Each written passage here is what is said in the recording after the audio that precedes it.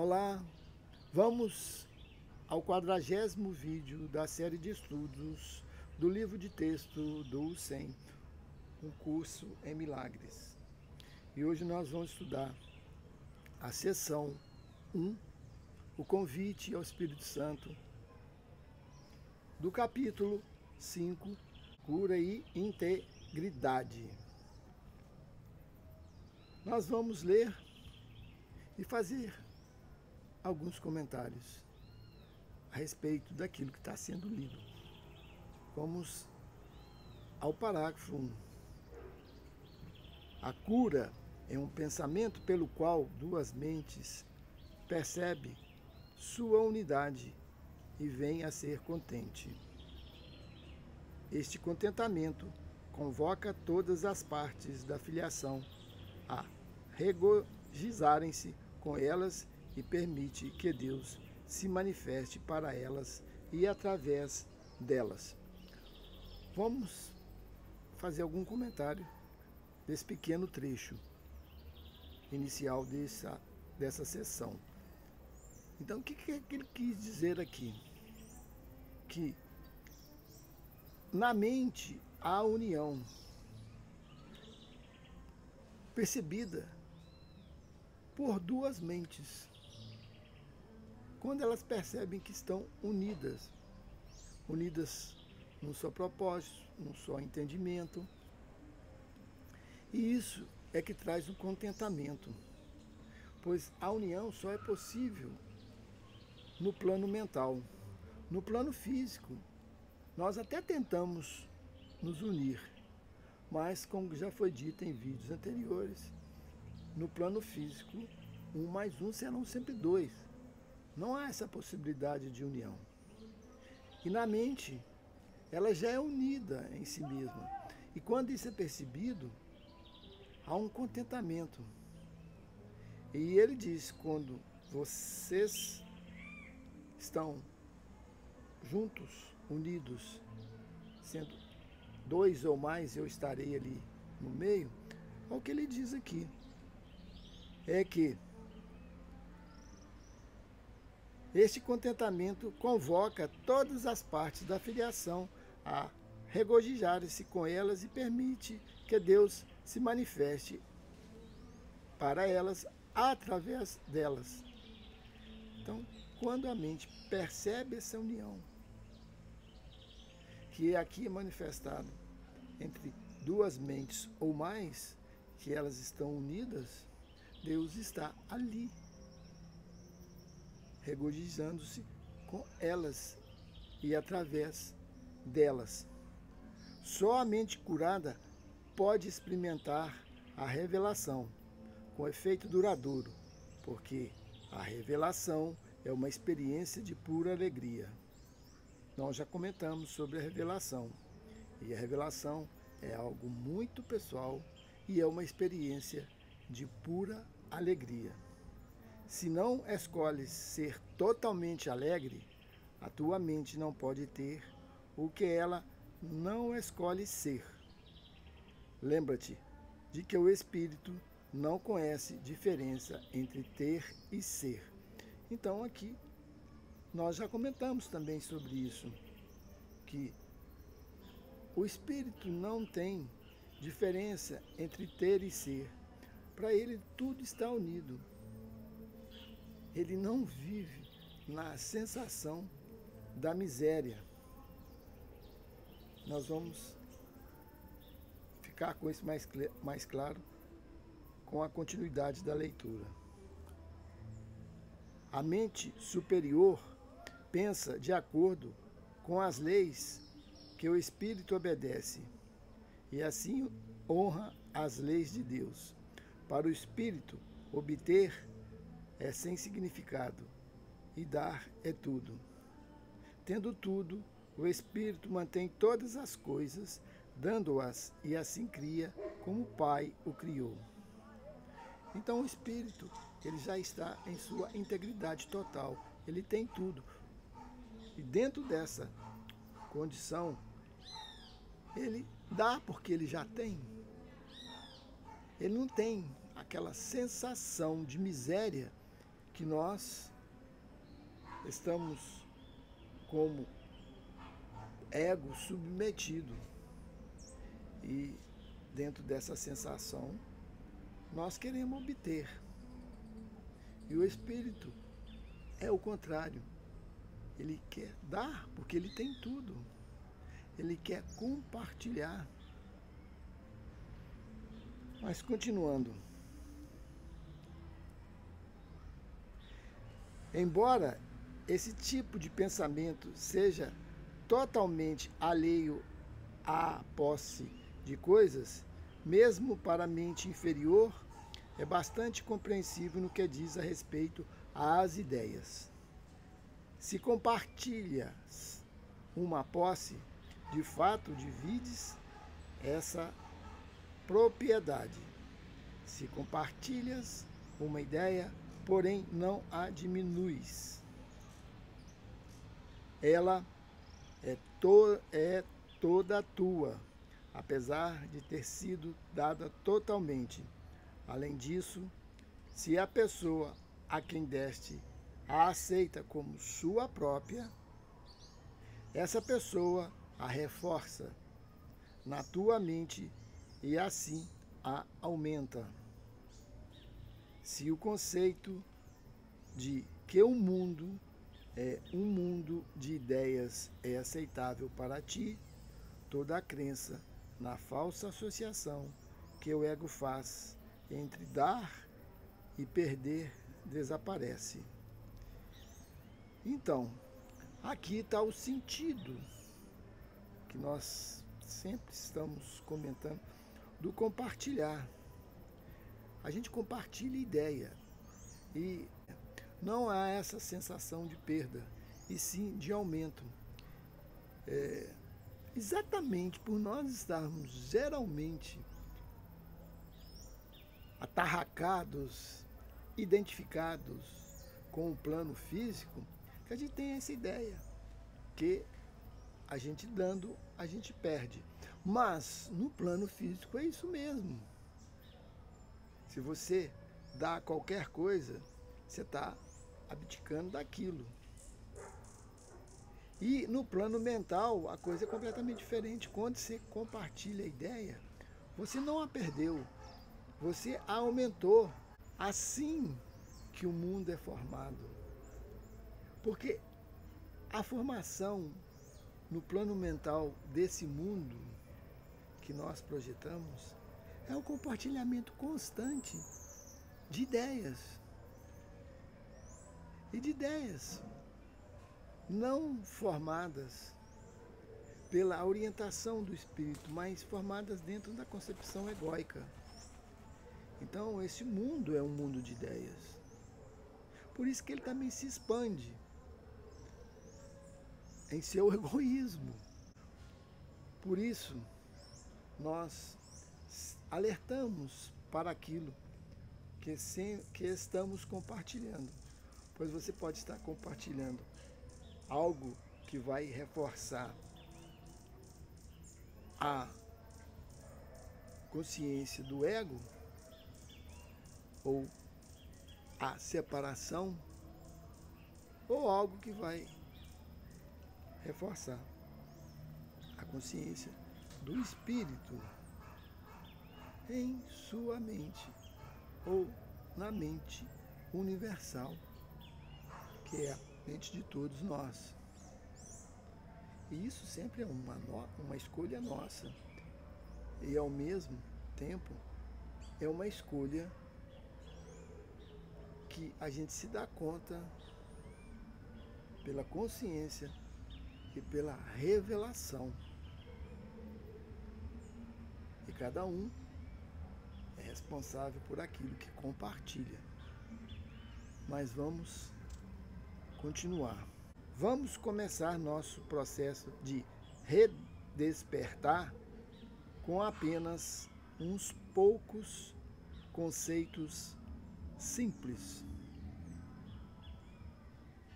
Os pensamentos aumentam por serem dados. Quanto maior é o número dos que neles acreditam, mais fortes passam a ser. Tudo é uma ideia. Como é possível, então, que dar e perder sejam associados? Uma bela de uma reflexão. É neste ponto que nós sempre estamos pedindo aos nossos ouvintes que compartilhem estes vídeos para que mais pessoas possam estar participando e somando a essas ideias. Aqui nós vamos continuar com parte do parágrafo 3, que entra naquilo que nós enunciamos como um convite ao Espírito Santo. Quanto a esses princípios que foram colocados no parágrafo 2, ele diz: esse é o convite ao Espírito Santo. Já tenho dito que posso alcançar o que está acima e trazer o Espírito Santo para ti, mas só posso trazê-lo a ti com o teu próprio convite. Então, quem pode trazer o Espírito Santo até nós, segundo este texto, é Jesus que o ditou. Mas o Espírito só pode vir a nós com o nosso próprio convite. E ele pode nos auxiliar nesse sentido. O Espírito Santo está em tua mente, certa, assim como estava na minha. A Bíblia diz: tende em vós a mesma mente que estava também em Cristo Jesus. E usa isso como uma bênção. É a bênção da mente disposta para o milagre. Ela pede que possas pensar como eu pensei, unindo-te a mim no pensamento de Cristo. Então esse é o convite que nós fazemos ao Espírito Santo, através de Jesus, o Cristo. E que possamos pensar como ele pensou. E veja a nossa possibilidade nesse sentido, pelo que ele fez. Então tudo está na forma como nós pensamos. Nós podemos criar aqui, e a gente sempre disse isso em nosso canal, o inferno ou o paraíso. Depende do qual sistema nós aderimos. Do sistema de pensamentos que acreditamos que seja real. Agora aqui no parágrafo 4 nós vamos ler parte deste parágrafo. Como homem e também como uma das criações de Deus, o meu pensamento certo, que veio do Espírito Santo, ou a inspiração universal, ensinou-me, em primeiro lugar, e acima de tudo, que essa inspiração é para todos. Eu mesmo não poderia tê-la em mim sem saber disso. Então, essa condição que Jesus viveu não é só para ele. Ele não é uma pessoa especial, pois para Deus não existe algo especial. Ele não seleciona, ele não divide, ele não desagrega. Não há ninguém especial. Nós somos o Filho de Deus, que é parte dele. Estamos unidos a ele. Não há nada de especial nisso. Por isso que a gente sempre diz que nós herdamos os atributos dele. E Cristo, em Jesus, veio confirmar isso pela sua manifestação durante o período que ele esteve neste planeta. Vamos continuar.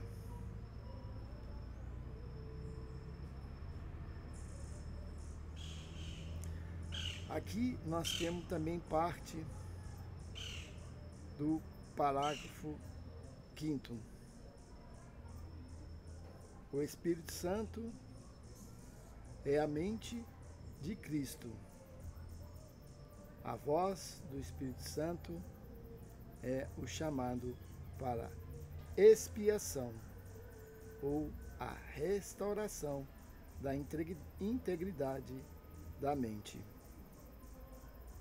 Quando a expiação for completa e toda a filiação estiver curada, não haverá nenhum chamado para retornar. Mas o que Deus cria é eterno. O Espírito Santo vai permanecer com os filhos de Deus para abençoar suas criações e mantê-los na luz da alegria. Quer dizer, o Espírito Santo não nos abandona. Como ele diz, vai ficar até o final dos tempos. Mas vamos continuar.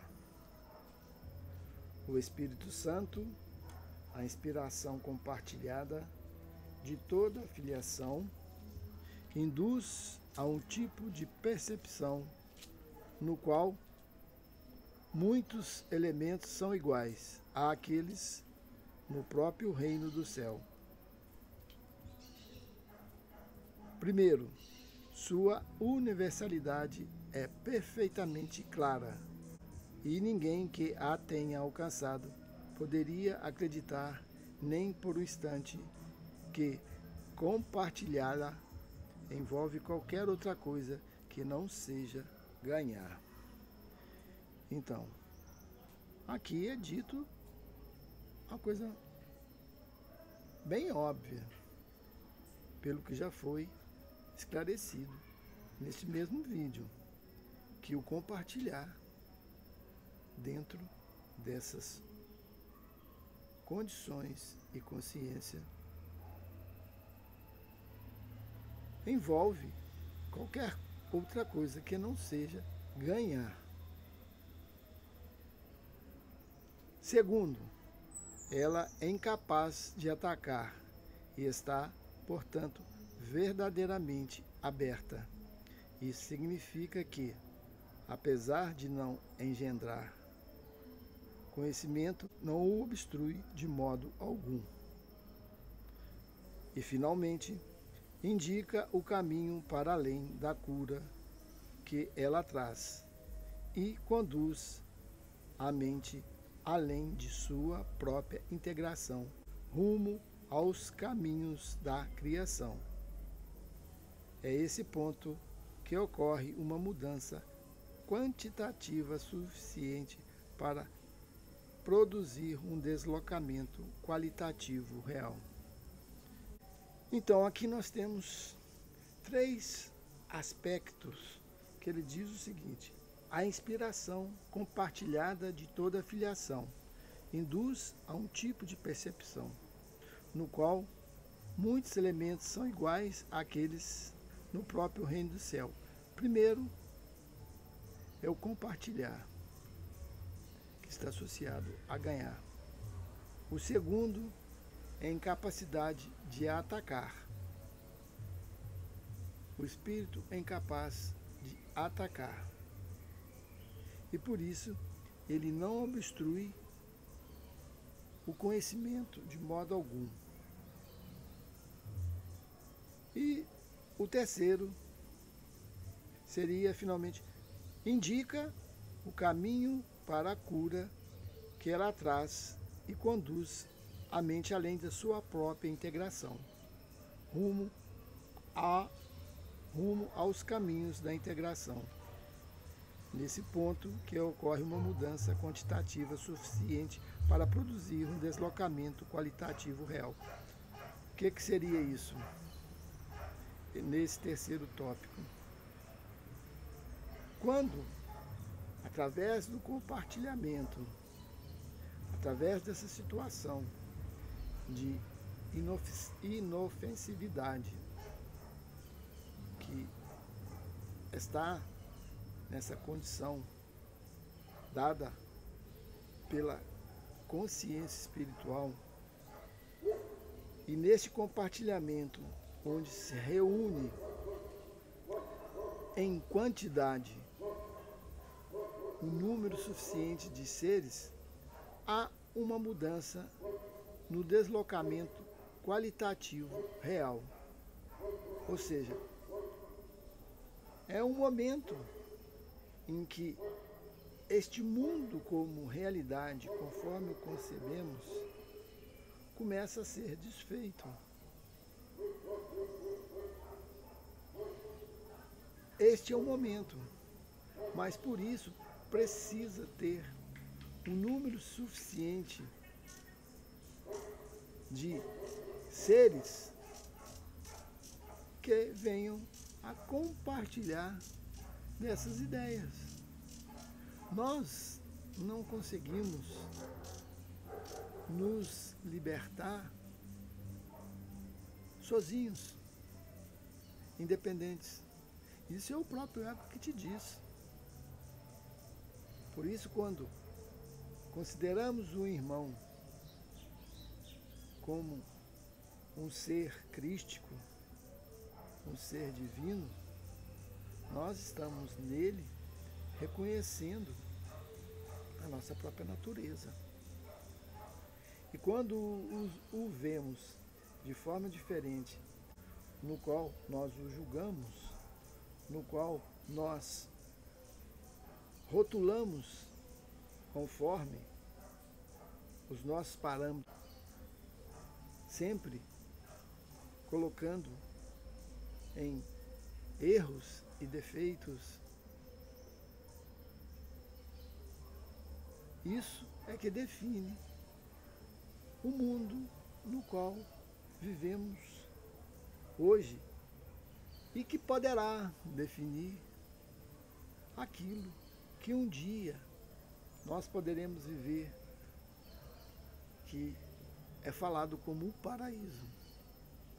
Mas, independente de todos estarem nisso, isso se vai dando em caráter privado, que é chamado de revelação, que pode ser vivido aqui e agora.